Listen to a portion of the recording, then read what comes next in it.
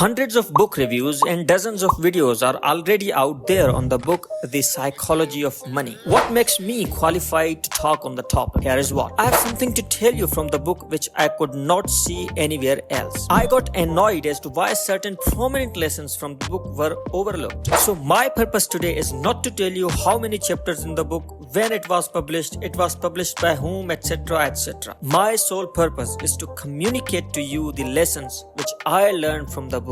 So stay tuned. Number 1. What is the hardest financial decision of life? According to Morgan Housel, the hardest financial decision in anybody's life is to stop the goalpost from moving. What he means by it? He says that in our lives, we struggle with a lots of ambitions. We keep jumping from one on to the next target of financial journey. We upgrade our lifestyle just as our bank balance gets upgraded. The cycle goes on and on and on. Without having a clear goal in our mind, we just keep going, not knowing whether we have reached near the goal, moving away from the goal, or have already reached the goal. When it comes to finances, it is very important for us to have measurable financial goals in our minds and stop rearranging those with the passage of time. Number 2.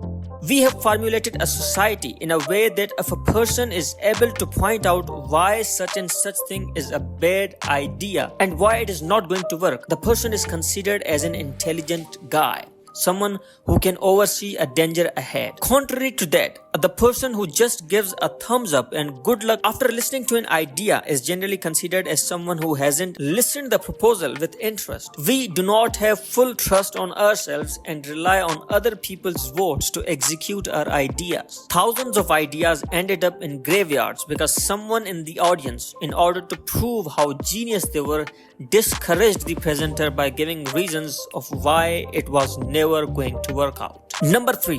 Understanding difference between bad decisions and risk. The book helps us understand the difference between bad decisions and a risk about managing money.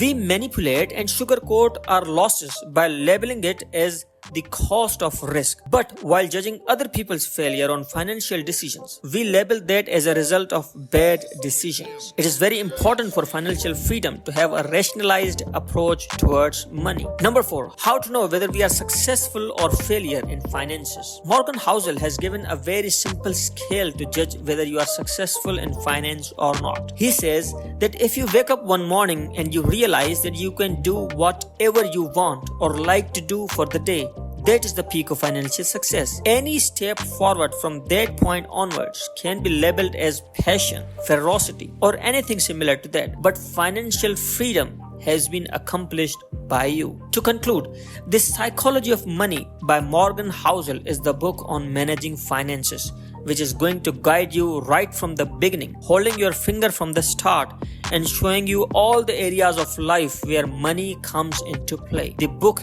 is not about how to make more money, but it is about how the money works. It would answer your basic questions about the money. Reading this book was the best thing that happened to me recently, and I hope for the same thing happening for you. If you want to read this book, I'll give the link in the description below from where you can order the book. Please share your opinion on this book review in the comments section down below. With that being said, stay hard, stay strong, stay focused with Focus 24.